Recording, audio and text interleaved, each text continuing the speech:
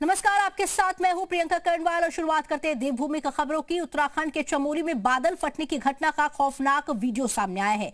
भारी बारिश की वजह से तमक नाले में ऐसा उफान आया कि वो लोहे को पुल को साथ बहा ले गया। तो चमोली के तमक में बादल फटा। उत्तराखंड के चमोली में बादल फटने की घटना का खौफनाक वीडियो सामने आया। भारी बारिश की वजह से तमक नाले में उफान आया और लोहे के पुल को साथ बहा ले गया। चमोली के तमक में बादल फटा, जिसकी भयावह तस्वीरें भी सामने आई।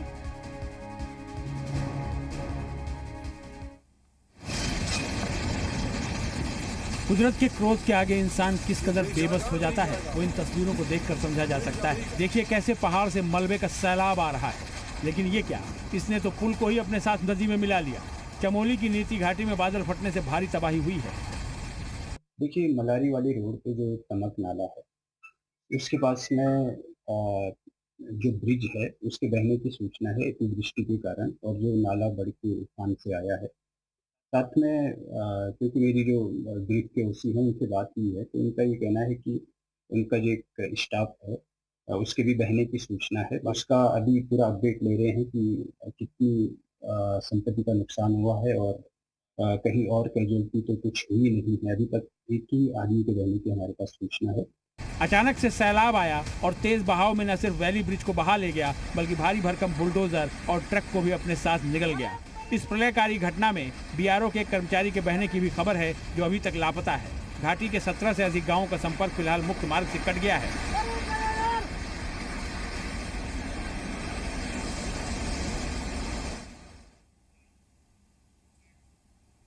और इसी पर ज्यादा बातचीत करने के लिए हमारे साथ हमारे संवाददाता रामानुज भी जुड़ गए। रामानुज, क्या ताजा अपडेट है इस पूरी खबर पर? और एक कर्मचारी के लापता होने की भी खबर थी। देखिए, पूरे इस घटनाक्रम को लेकर के जो जिला प्रशासन है वो लगातार रेस्क्यू ऑपरेशन चला रहा है। चूंकि जोशीमठ से तकरीबन 90 किलोमीटर की दूरी पर नीति वैली है, और जहां पर ये तमक नाले में भारी मात्रा में मलबा आया है, और जिससे जो वैली ब्रिज था वो पूरी तरह से तबाह हुआ है।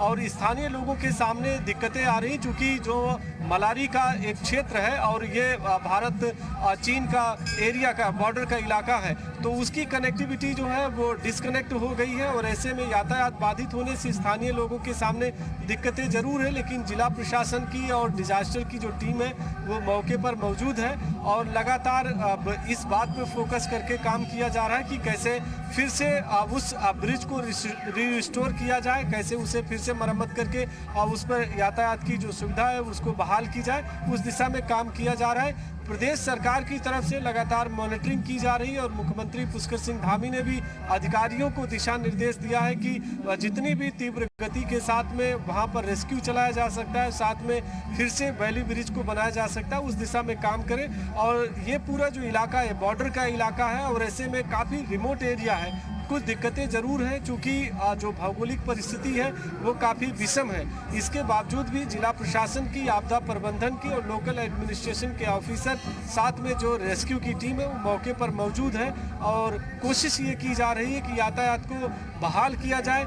लेकिन कुछ मौसम भी बदला हुआ है, कई स्थानों पर हल्की मध्यम बारिश भी हुई है, कुछ दिक्कतें हैं, लेकिन जिला प्रशासन का साफ तौर से कहना है कि स्थानीय लोगों के सामने और आम लोगों के सामने कोई दिक्कत ना होने पाए, उस दिशा में लगातार काम किया जा रहा है। अब देखना इसी बात का होगा कि वो वैली ब्रिज जो आप कनेक्ट करता है मलारी इलाके का, और काफ़ी रिमोट एरिया है, और ये आप अच्छी तरह से जानते हैं कि ये जो नीति वैली है ये ना सिर्फ सामरिक दृष्टिकोण से काफ़ी संवेदनशील है, बल्कि यहाँ भारी संख्या में जो सैलानी आते हैं देखने के लिए, उनके लिए भी ये चिंता की बात बनी हुई है।